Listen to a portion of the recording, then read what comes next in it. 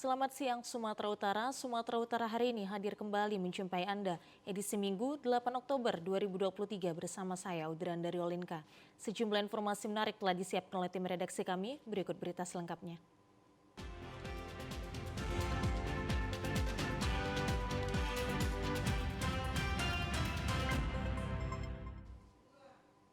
Satu unit ruko berlantai 3 yang dijadikan tempat gudang penyimpanan gas LPG di Kota Tebing Tinggi meledak dan terbakar. Dalam rekaman amatir warga, tampak seorang pria terpental akibat ledakan. Ruko yang terbakar berada di Jalan Imam Bonjol, Kelurahan Satria, Kota Tebing Tinggi. Dalam rekaman video amatir yang sempat direkam oleh warga, ledakan menyebabkan semburan api dari lantai 2 dan lantai 3 ruko. Seorang pria yang berada di atas teras lantai 3 tampak terpental dan jatuh akibat ledakan gas LPG tersebut. Tak berapa lama berselang, api langsung membakar seluruh bangunan ruko. 5 unit mobil pemadam dari Dinas Pemadam Kebakaran dan Penyelamatan Pemerintah Kota Tebing Tinggi diturunkan ke lokasi. Petugas pemadam sempat kesulitan memadamkan api karena ruko dalam keadaan terkunci dan api baru dapat dipadamkan 2 jam kemudian setelah petugas damkar berjibaku melawan kobaran api. Kapolsek Padang Hilir AKP Sulem Sigalingging yang berada di lokasi kebakaran menjelaskan belum mengetahui penyebab pasti kebakaran maupun adanya korban jiwa. Telah terjadi kebakaran ruko, di mana ruko ini adalah tempat penjualan gas dan meledak, sehingga kita belum tahu pastinya penyebab kebakaran.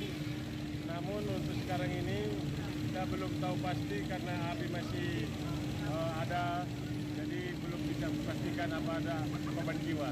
Namun kita akan melihat ke dalam langsung nantinya.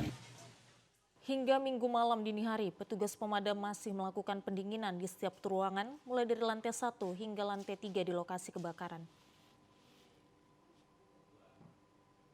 Saluran irigasi yang mengairi persawahan petani di lintas barat Penyabungan mulai dikeruk untuk melancarkan sistem pengaliran air ke lahan persawahan pertanian.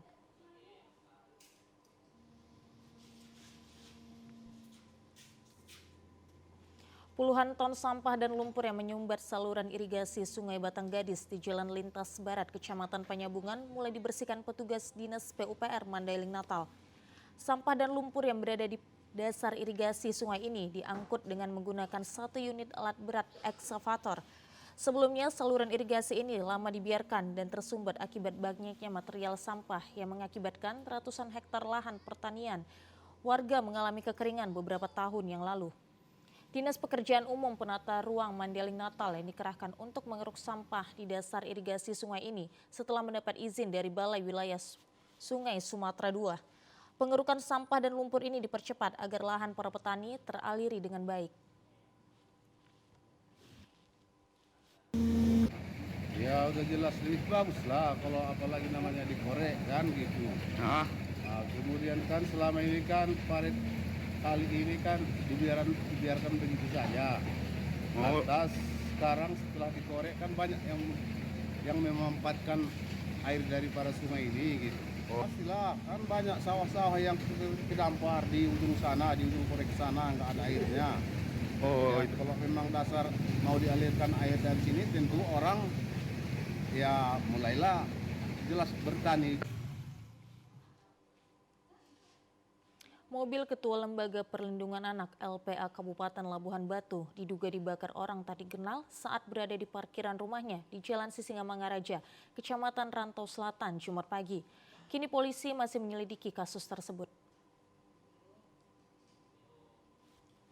Satu unit mobil minibus nomor polisi BK 1581 YC milik Ketua Lembaga Perlindungan Anak Kabupaten Labuhan Batu, Muhammad Azhar Rahab, diduga dibakar sengaja oleh sejumlah orang tak dikenal. Kejadian pertama sekali diketahui oleh istri korban, Nur Ainun, yang terbangun saat mendengar ada suara ledakan dari dalam mobil dan asap tebal masuk ke dalam rumah. Istri korban yang panik langsung memberitahukan peristiwa tersebut kepada korban. Dengan dibantu warga, korban berhasil memadamkan api. Tim Inafis Satreskrim Polres Labuhan Batu turun langsung ke TKP guna mengumpulkan bukti-bukti.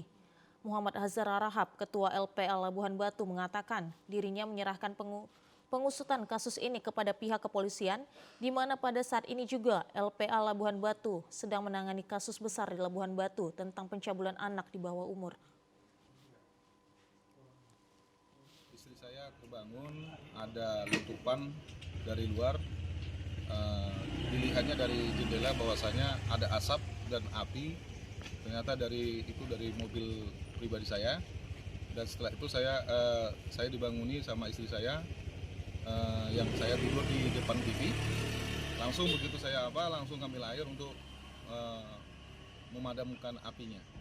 Penyebab kebakarannya saya belum tahu, tetapi 2 minggu yang lalu hampir saya ada kecekcokan dengan kasus yang saat ini dari Lembaga Perlindungan Anak yang mendampingi kasus anak.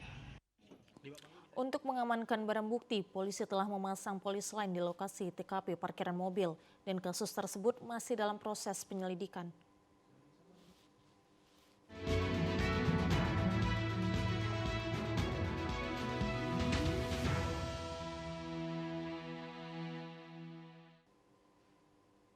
Ketua KPU Kabupaten Deli Serdang melantik 3 anggota panitia pemungutan suara PPS pengganti antar waktu PAW pada Jumat sore di Aula Kantor KPU Kabupaten Deli Serdang.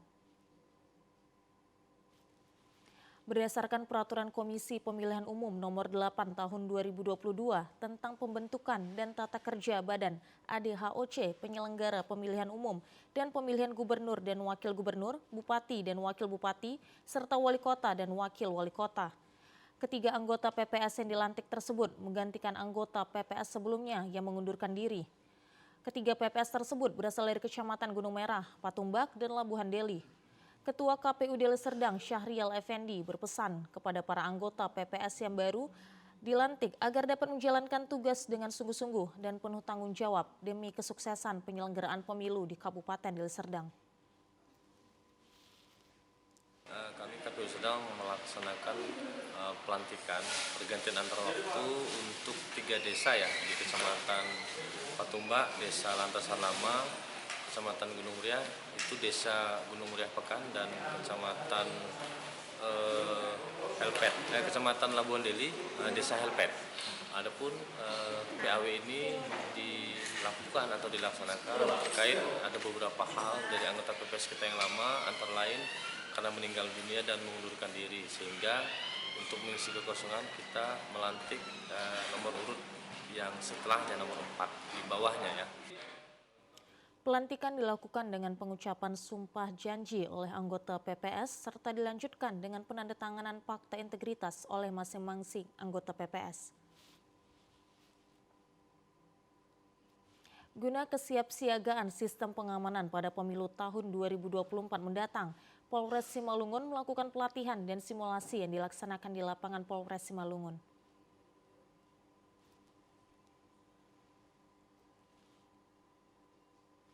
Pelaksanaan pelatihan dan simulasi ini dilakukan dengan berbagai adegan yang berpeluang akan terjadi pada pemilu di tahun 2024 mendatang. Seperti pencurian kotak suara oleh orang yang tidak dikenal, pengamanan lokasi tempat pemungutan suara TPS, serta pengamanan di kantor KPU dari aksi unjuk rasa. Pelatihan dan simulasi ini melibatkan sebanyak 150 orang personil Polres Simalungun dengan peran masing-masing. Kapolres Simalungun AKBP Ronald FC Sipayung mengatakan, pelatihan dan simulasi ini dilakukan dalam rangka mempersiapkan personil Polres Simalungun dalam hal pengamanan pemilu 2024 mendatang dari segala sesuatu dan situasi yang bisa saja terjadi. Sistem pengamanan kota, sistem kota dalam rangka menghadapi dan mempersiapkan Polres Simalungun dalam pengamanan pemilu 2024. Kita melibatkan kurang lebih 150 personil dengan beberapa peran-peran, dengan skenario-skenario sudah kita susun, mulai dari pengamanan TPS, mulai dari pengamanan pada saat membawa kotak suara, pengamanan pada saat di kantor KPU, termasuk pengamanan untuk menghadapi massa yang menolak hasil pemilu. Tentu dengan berlatih ini kita berharap Polres Simalungun siap untuk menghadapi dan melakukan pengamanan pemilu 2024. Setelah dilaksanakannya pelatihan dan simulasi ini, Polres Simalungun akan menjadwalkan pelaksanaan peragaan atau simulasi sistem pengamanan kota di depan Forum Komunikasi Pimpinan Daerah Kabupaten Simalungun. KPU Kota Medan telah menerima dokumen dari sejumlah bacalek yang melakukan perpindahan partai. Dari 18 partai politik yang telah ditetapkan KPU Kota Medan, perpindahan partai politik bacalek di bawah 50%.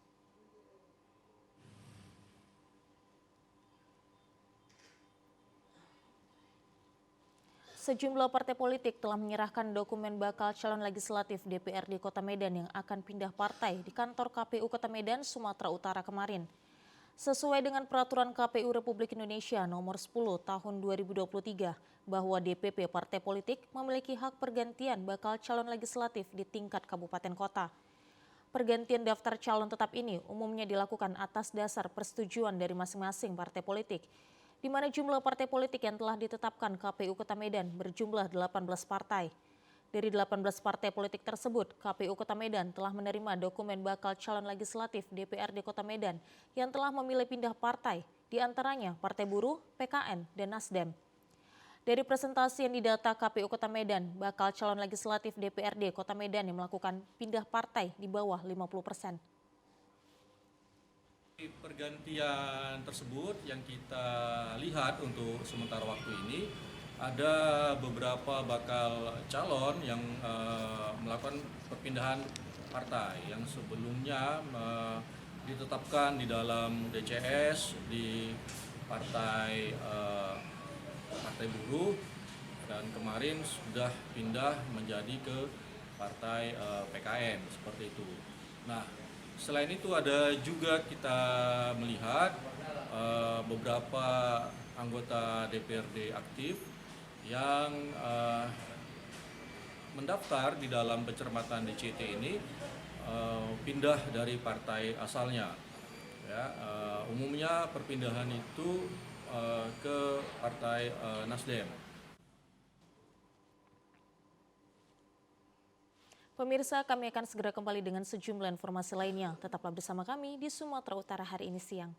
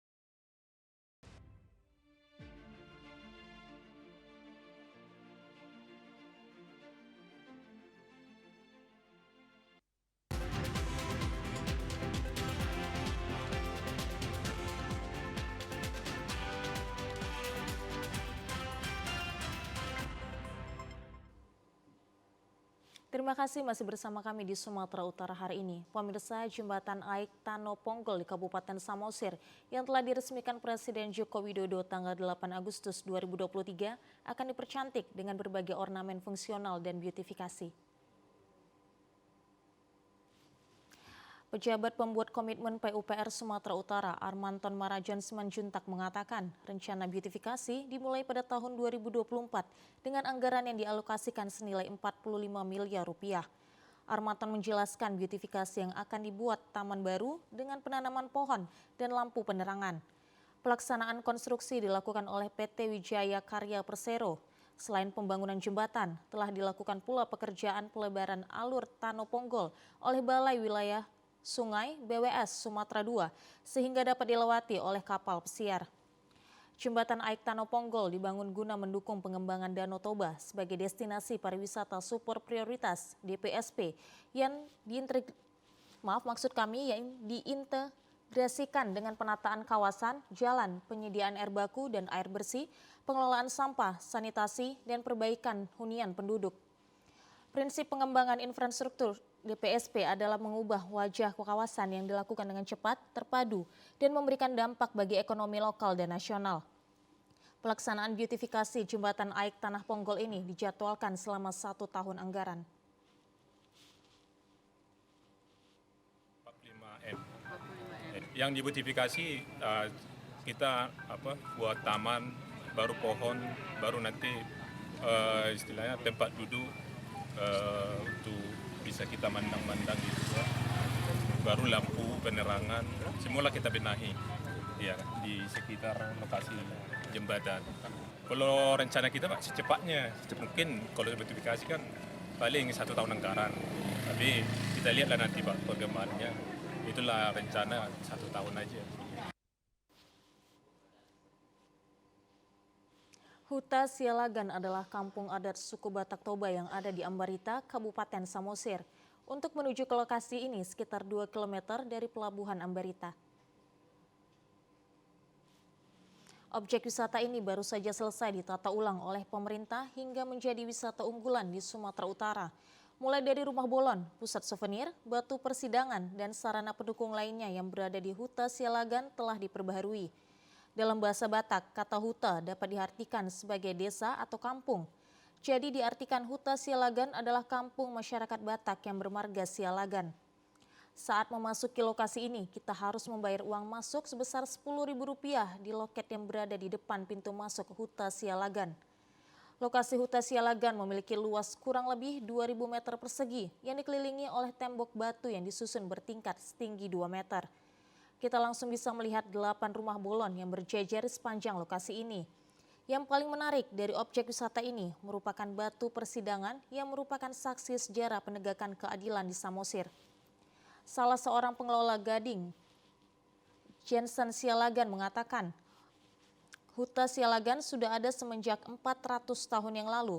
Tempat tersebut merupakan lokasi peradilan untuk memutuskan hukuman seseorang yang melakukan kejahatan besar ataupun kecil. Ada juga tempat pemasungan. Sebelum menuju persidangan, pelaku kejahatan akan dipasung terlebih dahulu. Di lokasi ini kita juga bisa melihat ataupun ikut wisatawan yang sedang menari tortor dipandu oleh pemandu wisata di Huta Sialagan. Mereka juga akan menyediakan sejumlah ulos dan sortali untuk dipakai oleh pengunjung yang akan menari tortor.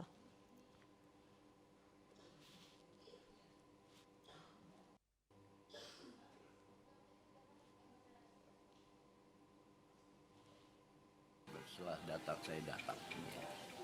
Jadi memang banyak yang harus saya benahi dulu. Mereka itu bikin destinasi tapi tanpa konsep yang jelas. Sehingga begitu saya datang, saya bikin konsep wisata yang artinya secara storytelling itu based on sejarah. Intinya bahwa ini adalah batu persidangan. Nah, kenapa dibilang persidangan? Inilah satu-satunya yang ada di Samosir yang menunjukkan kenapa orang Batak banyak jadi pengacara. Dan saya tempat lain nggak akan ada gitu loh. Kenapa gini? Orang Batak itu kalau meninggal mau dikubur itu ada rapatnya. Orang mau kawin aja ada rapatnya. Nah itu rupanya yang dibikin Raja Sialagan dulu, kalau ada apa-apa harus dirapatkan di sini. Gitu. Saat menari tortor dalam satu gerakan tarian tersebut, pengunjung akan diajak untuk menari sambil menyelipkan uang di kedua jemari tangan. Setelah selesai, uang ini nanti akan ditaruh di dalam keranjang di samping patung Sigale-Gale.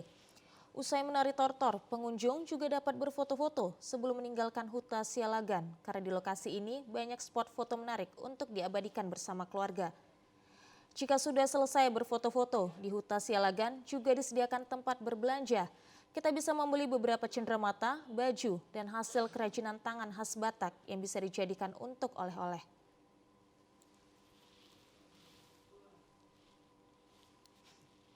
Pemandian air soda Tarutung, Kabupaten Tapanuli Utara, Provinsi Sumatera Utara adalah salah satu tempat wisata pemandian yang dianggap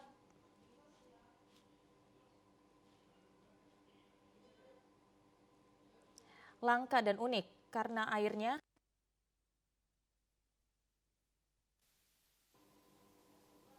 yang ada di Indonesia berada di Desa Parkubu 1, Kecamatan Tarutung, Kabupaten Tapanuli Utara.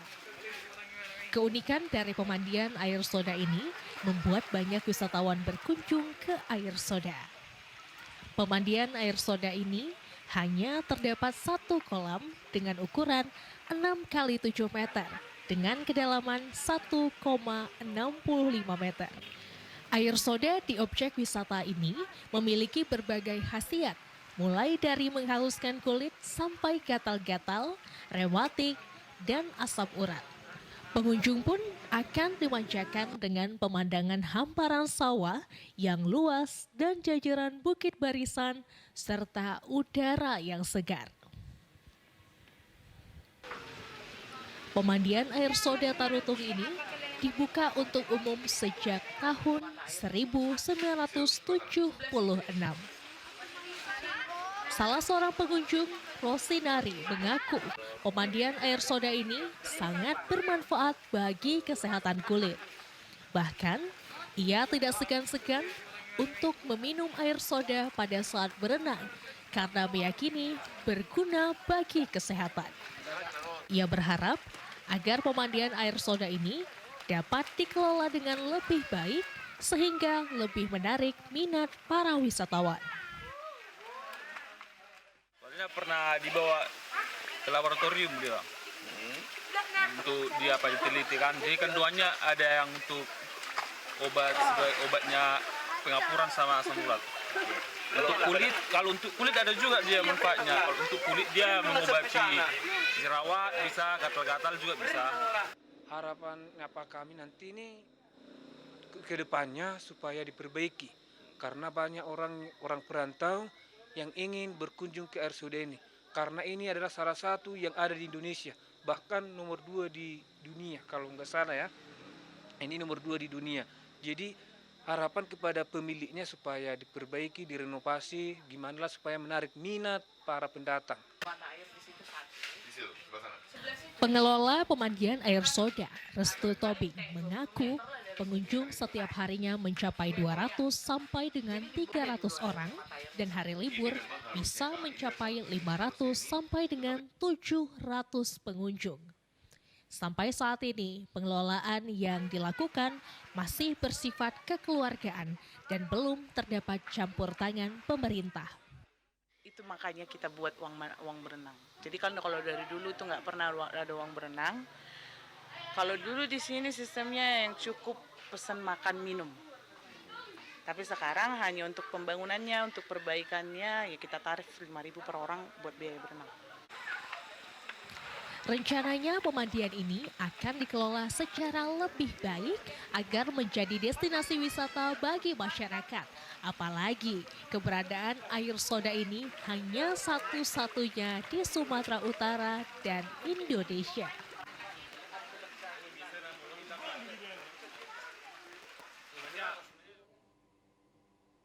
Air terjun Aik Batu Manarus di Desa Huta Barat, Kecamatan Pahaya Julu, Kabupaten Tapanuli Utara memiliki pesona yang luar biasa karena terdapat 14 tingkat. Meski banyak rintangan yang harus dilalui, namun sesampainya di lokasi, rasa lelah hilang seketika.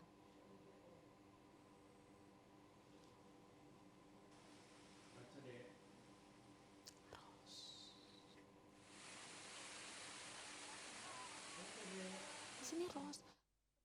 Terjun Aik Batu Manarus ini sudah diketahui sejumlah masyarakat di Kecamatan Pahaya Julu. Namun karena lokasinya berada di puncak Bukit Barisan dan harus ditempuh dengan berjalan kaki selama 2 jam, masyarakat enggan untuk mendatanginya.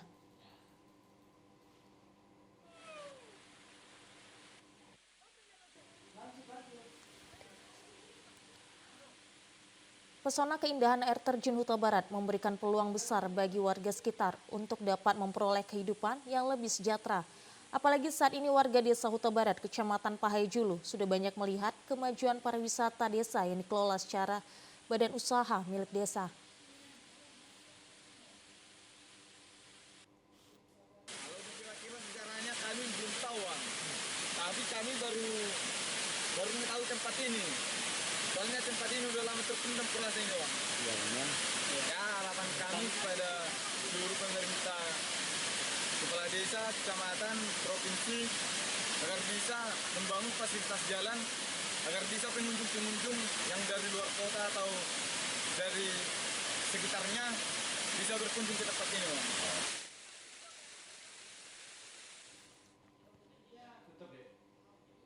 Demikian Sumatera Utara hari ini. Saya Udran Darulinka beserta seluruh kerabat kerja yang bertugas mengucapkan terima kasih atas perhatian Anda. Selamat siang dan sampai jumpa.